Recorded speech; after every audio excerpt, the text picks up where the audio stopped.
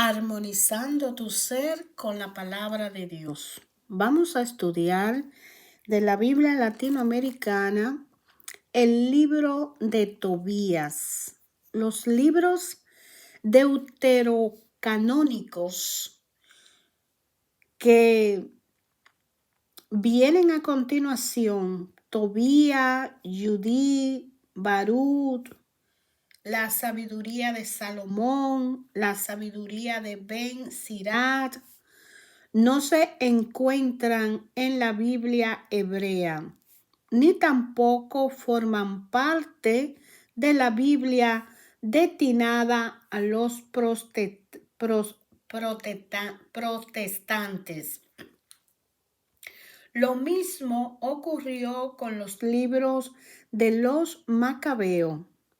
Este hecho nos pone frente a un gravísimo problema si no hay acuerdo respecto a algunos libros. ¿Con qué criterio se aceptaron los otros? ¿No debería uno ir más lejos y declarar que para ningún libro hay certeza, sino solo una opinión común? Este es el momento para repetir que la Biblia no existió siempre. Por muchos siglos, la palabra de Dios fue únicamente lo que entregaban oralmente los sacerdotes y profetas. Las ideas mismas de una Biblia, colección de escritos sagrados, solo se fue gestando poco a poco.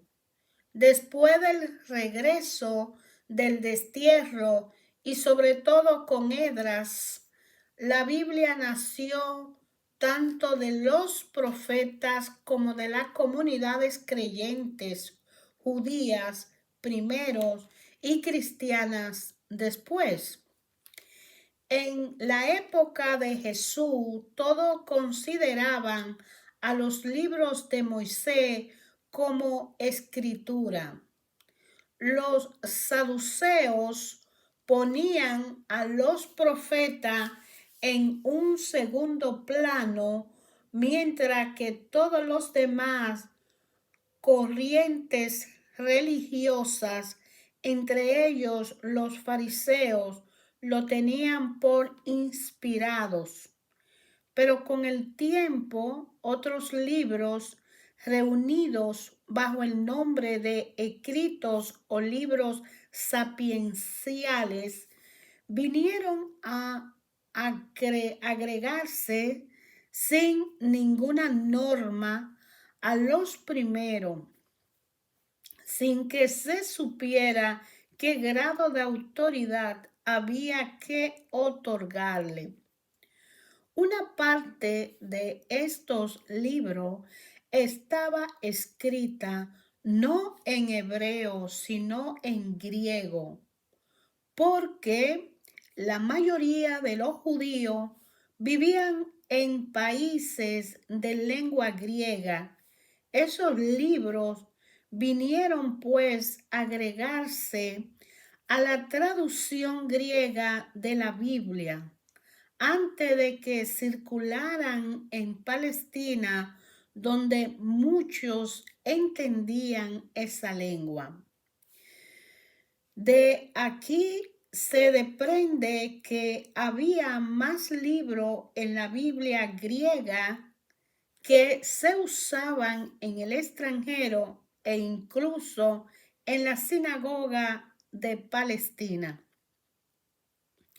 Fue solo después de la destrucción de su nación por los romanos cuando los fariseos convocaron a un concilio en Llanías para reorganizar la comunidad judía. Años 95 de nuestra era. fijaron la lista de la escritura inspirada, incluyendo sistemáticamente a todos los libros escritos en griego, porque Dios solo podía haber hablado en la lengua del pueblo judío. Pero la iglesia ya tenía su práctica. Los apóstoles habían usado la Biblia griega sin hacer distinción entre sus diversos libros.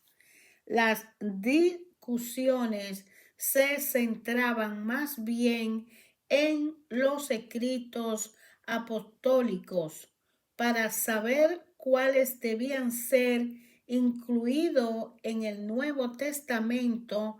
En el 384, un decreto del Papa Dámaso estableció definitivamente el canon de la Biblia cristiana.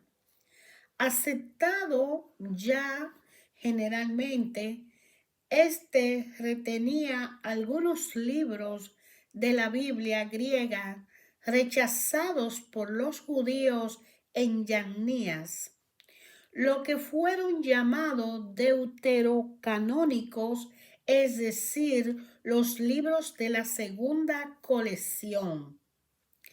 12 siglos más tarde, cuando se separaron los protestantes, no pusieron en discusión el canon, es decir, la elección de los libros del Nuevo Testamento, pero se dividieron con respecto a los deuterocanónicos.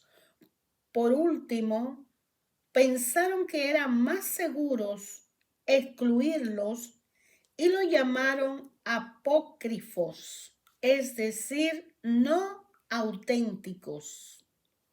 Desde el momento en que se reconoce en el Antiguo Testamento una lenta pedagogía de Dios, se ve la importancia de estos libros, productos de los 3 últimos siglos antes de Jesús, y que conforman el lazo de unión entre los libros hebreos y los del Nuevo Testamento, escritos en griego.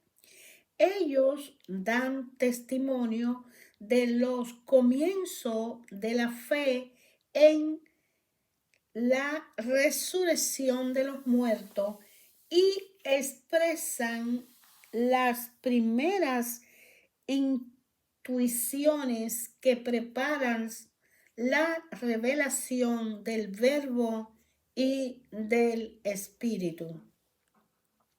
Las discusiones sobre los libros deuterocanónicos nos recuerdan una vez más que si no hubiera una iglesia para decidir con absoluta seguridad cuáles son los libros inspirados, nadie podría decir lo que es palabra de Dios. Para que haya una Biblia cristiana, es necesario primero que exista una iglesia heredera de los apóstoles.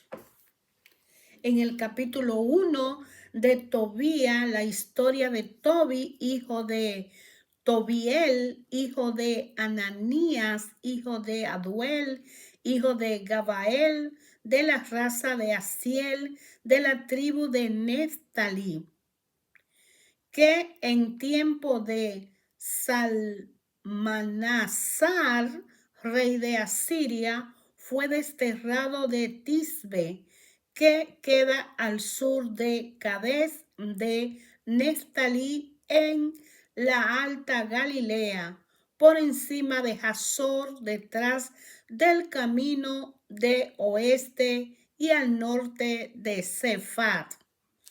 Yo, Tobi, he andado siempre por los caminos de la verdad y la justicia.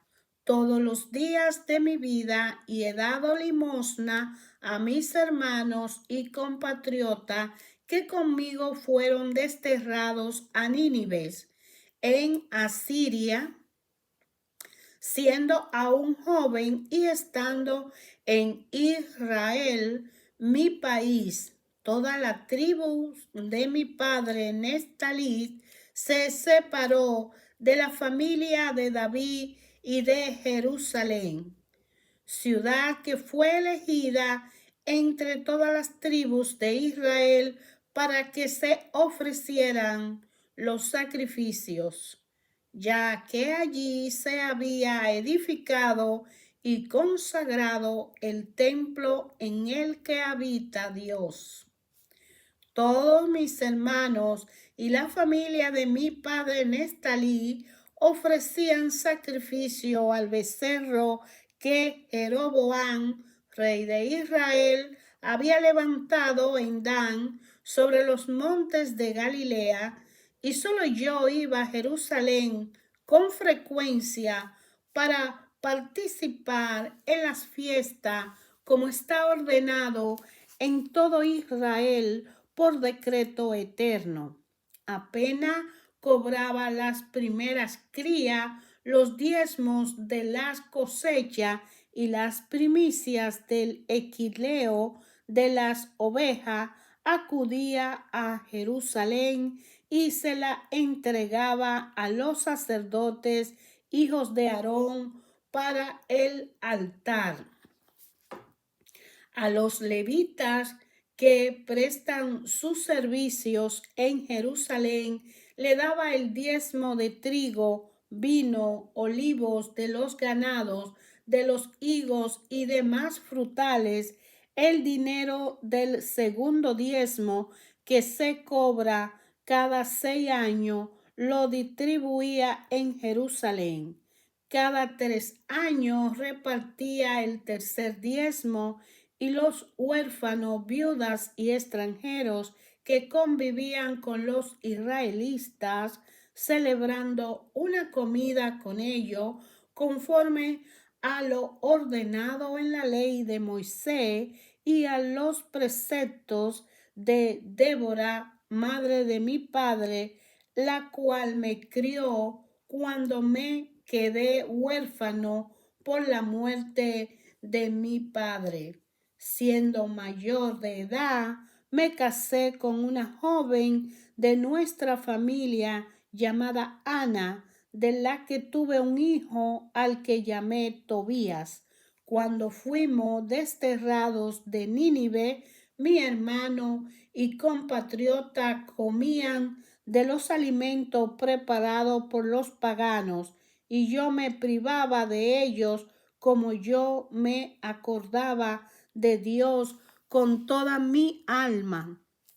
El Altísimo me concedió que fuera estimado por Salmanasar, llegando a ser su consejero. Me trasladé a Media y administré sus negocios hasta su muerte. Deposité en casa de Gabael, hermano de Gabri, que vivía en Ragués de Media, unos sacos que contenían 10 talentos de plata. Pero a la muerte de Salmanasar, a quien sucedió su hijo Senaquerit, las comunicaciones se interpusieron y no pude volver a Media. Cuando Salmanasar aún vivía, di muchas limosnas a mis hermanos de raza, pan a los hambrientos, vestido a los desnudos, enterré los cadáveres de mis compatriotas asesinados que eran arrojados tras las murallas de Nínive. También enterré a los que mató Senaquerí en su regreso de Judea después del castigo que recibió del Rey del cielo a causa de sus blasfemias. En su enojo mató a muchos israelitas y yo escondí a sus cuerpos y los enterré. Sennacherib lo buscó, pero no lo encontró. Un ninivita me denunció al rey diciendo que era yo quien los enterraba en secreto. El rey me buscaba para matarme, tuve miedo y huí. Todos mis bienes fueron confiscados para el tesoro real. Solo me quedé con mi esposa Ana y mi hijo Tobías. No habían pasado 40 días cuando el rey fue muerto por sus dos hijos que huyeron a la montaña de Ararat. Le sucedió su hijo Asarjadón, quien encargó a Ahicar, hijo de mi hermano Anael, la contabilidad y administración general del reino. Ahicar intercedió por mí y pude regresar a Nínive. Mi sobrino Ahicar era jefe de los coperos, custodio del sello, administrador y contador por decreto de Asarjadón. Durante el reinado de Asarjadón, volví a mi casa y me volvieron mi esposa Ana y mi hijo Tobías. En Pentecostés, que es la fiesta santa de la semana, me prepararon un gran banquete y me dispuse a comer. Como había abundante alimento, dije a Tobías, hijo mío, busca entre los desterrados de Nínive, entre aquellos que se acuerdan del Señor, aún de los más pobres, y tráelo a comer con nosotros. Espero hasta que vuelva. Tobías salió en busca de algunos de nuestros hermanos pobres y cuando regresó me dijo, Padre, asesinaron y arrojaron a la plaza a unos de nuestros pueblos y aún está allí. Sin probar la comida, me levanté y lo llevé a una casita en espera de la puesta del sol para enterrarlo. Luego me lavé y me puse a comer muy triste, acordándome de la palabra que el profeta Amós dijo contra Betel. Sus fiestas se convertirán en duelo y sus canciones en llanto. Y lloré. Cuando se puso el sol, cavé una fosa y lo enterré. Mis vecinos se burlaban y decían, no tiene miedo, pues ya habían querido matarme por hacer semejante. Apenas pudo escapar y ya lo hace otra vez. Esta noche, después de lavarme, me acosté junto a la pared del patio con el rostro cubierto, ya que hacía calor. No sabía que arriba de la pared había gorriones, los cuales dejaron caer su excremento que caliente cayeron sobre mis ojos, causándome manchas blancas. Fui a los médicos para que me sanaran, pero mientras más remedio me ponían, menos veía hasta que quedé ciego. Estuve 4 años sin ver, mis hermanos estaban afligidos, Ahicar se preocupó de mi alimentación durante los años hasta que se trasladó a Elimaidad. En este tiempo, Ana, mi esposa, se dedicó a trabajar en labores femeninas, hacía tejido y luego se lo entregaba a sus dueños, cobrando un sueldo. Un día le dieron además un cabrito para la comida. Cuando regresó a casa, el cabrito empezó a balar. La llamé y le dije, ¿de dónde salió este cabrito? ¿No fue robado? Devuélvelo a su dueño, pues no podemos comer cosas robadas. Ella me respondió, es un regalo que agregaron a mi sueldo.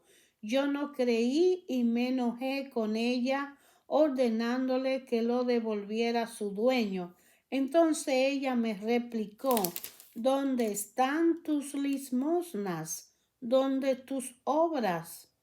Tus buenas obras? Contigo hay que soportarlo todo. Entonces, muy afligido, lloré y empecé a rezar expresando mi pena. Dije, tú eres justo, Señor, y justas son tus obras. Tus caminos son misericordia y verdad, y siempre tu juicio será verdadero y justo. Ahora, Señor, acuérdate de mí y mírame. Perdona mis pecados, así que el mal que hice por ignorancia, perdona los pecados de mis padres que pecaron ante ti, ya que no escucharon tus mandatos. Tú nos has destinado al saqueo, a la cautividad y a la muerte, de manera que pasamos a ser la burla de las naciones paganas, entre las cuales no has dispersado. Todas tus sentencias, Señor, son justas cuando decide castigar mis pecados y los de mis padres, porque no hemos cumplido tus mandatos ni hemos obedecido sinceramente tus órdenes. Ahora obra conmigo como quiera, quítame la vida y conviérteme en polvo, porque prefiero la muerte a la vida. Ordena que la vida me abandone. De esa manera, líbrame haciendo que vuelva al polvo. En realidad, la muerte es mejor para mí que la vida. Después de oír esos injustos reproches que me han dejado tan amargado, ordena, Señor, que me libre de esta angustia y déjame llegar a la eternidad. Señor, no aparte de mí tu rostro. Aquel mismo día en Esbatana de Media, Sara, hija de Raquel, fue insultada en forma semejante por unas jóvenes sirvientas de su padre. Había tenido 7 maridos, pero el más demonio Asmodeo lo había muerto antes de que hubiera tenido relaciones maritales. La muchacha decían a Sara, tú eres la que ahoga a tus maridos, ya ha tenido 7, pero de ninguno ha disfrutado. ¿Por qué entonces nos castiga? Puesto que ellos han muerto, vete con ellos y que jamás veamos hijos o hijas tuyas. Después de oír esto, Sara se sintió tan afligida que quiso ahorcarse. Sin embargo, pensó, son hija única de mi padre. Si me ocurriera hacer tal cosa, qué vergüenza para él. Por culpa mía, su vejez acabaría llena de tristeza. Oró entonces, extendiendo sus manos hacia las ventanas. Bendito sea, Señor mi Dios, bendito sea tu nombre santo y glorioso por siempre. Hacia ti vuelvo mi rostro y mis ojos. Ordena que me libre de este mundo, para que no escuche más insulto. Tú sabes, Señor, que soy pura de todo contacto de hombre y que jamás manché mi nombre ni el de mis padres en este país de destierro. Soy hija única de mi padre. Él no tiene ni hijos que puedan heredarle de él, ni pariente próximo a quien darme por esposo. No tengo, pues, para quién vivir. Después de perder 7 maridos, ¿para qué quiero la vida? Si no quiere darme la muerte, Señor, apiádate de mí. Ordena que me respeten y tengan compasión de mí, que no escuche más insulto. Oyó Dios la oración de Tobi y la de Sara y envió al ángel Rafael para devolverle la vista a Tobi y entregar a Sara por esposa a su hijo, Tobías. También para encadenar al mal demonio Asmodeo, porque Sara debía ser la esposa de Tobías. Aquel día Tobi se acordó del dinero que había depositado en manos de Gabael en Rangué de Media y pensó, ya que me siento morir, llamaré a mi hijo Tobía para hablarle de este dinero. Llamó a su hijo y le dijo, cuando muera entiérrame dignamente, respeta a tu madre, haz lo que le agrade y no le cause tristeza. Acuérdate de todos los peligros por lo que pasó cuando te esperaba. Cuando muera, entiérrala junto a mí en la misma tumba. Acuérdate siempre del Señor y no peque ni atropelle sus mandamientos.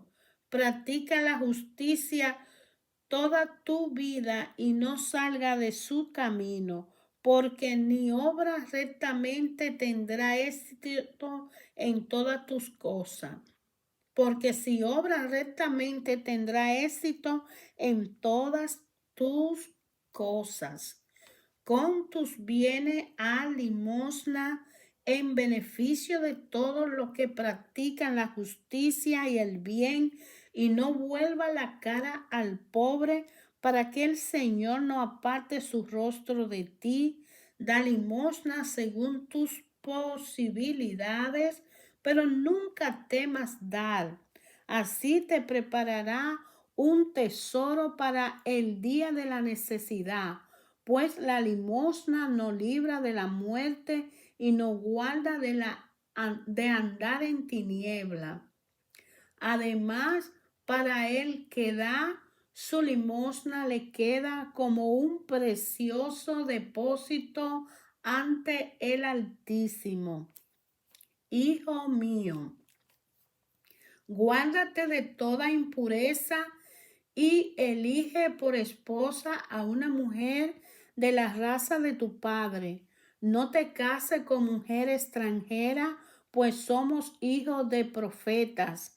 Recuerda que nuestros padres, Noé, Abraham, Isaac, Jacob, se casaron con mujeres de su parentela y fueron vendidos en sus hijos y fueron bendecidos en sus hijos, de modo que su descendencia heredó la tierra.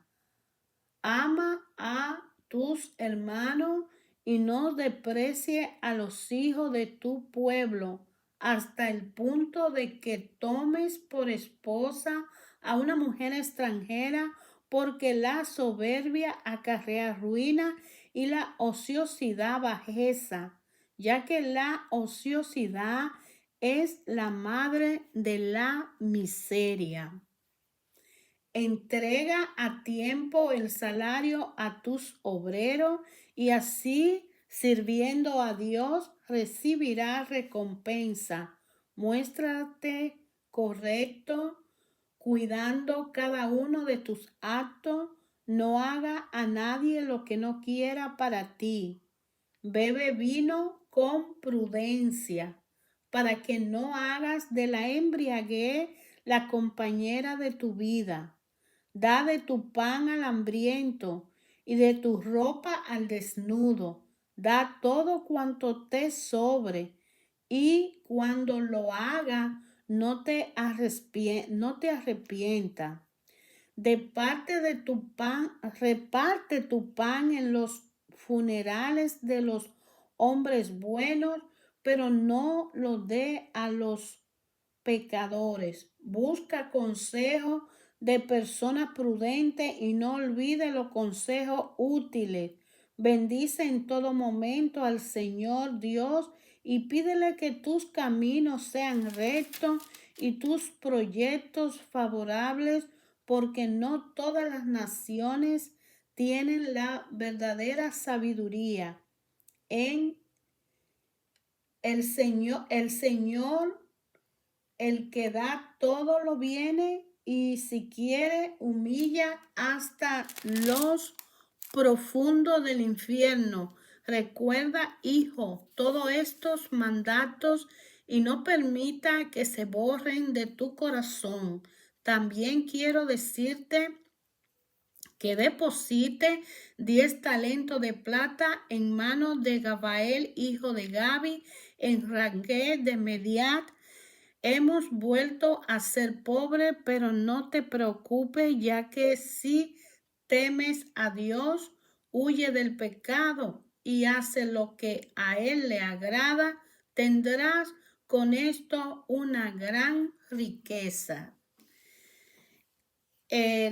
Se busca a un compañero y se presenta el ángel, el pez del río Tigris, un hijo obediente.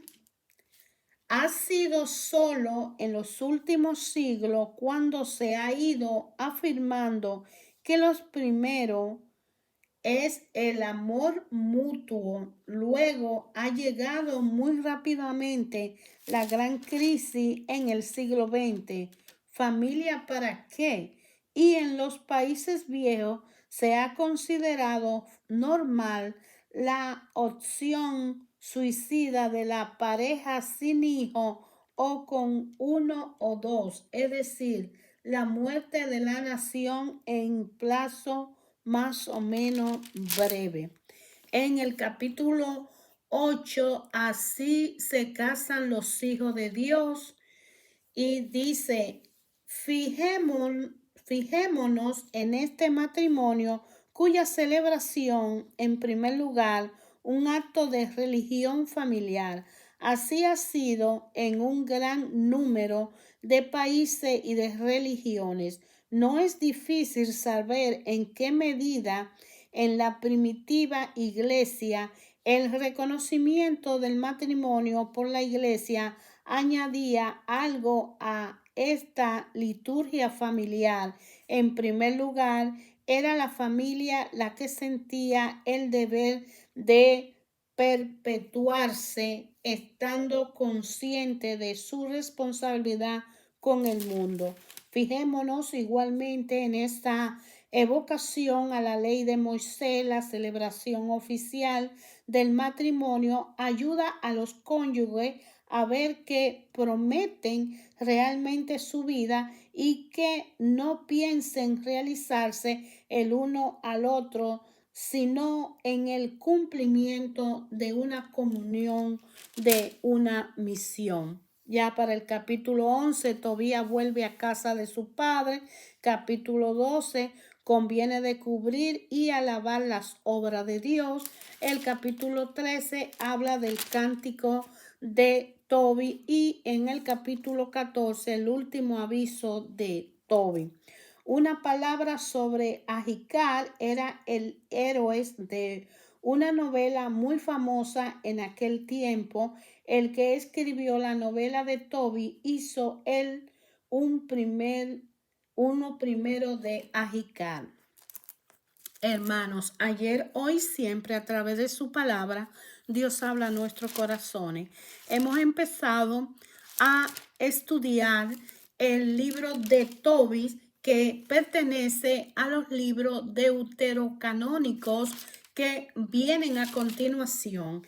Estos son libros que, como ellos lo hablan, fueron escritos en diferentes lugares cuando fueron exiliados los judíos.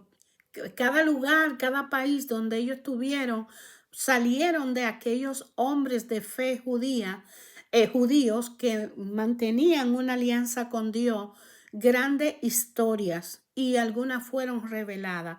Vemos que aquí en el libro de Tobías, tanto Tobías como su papá vienen a ser hombre de fe, hombre obediente, y que nos deja una historia y un sabor muy hermoso de ser recto ante los ojos de Dios, de ser justo, porque nos da un mensaje de que hay que practicar el bien y dar limosna, de manera que la riqueza más perpetua que podamos tener como seres humanos.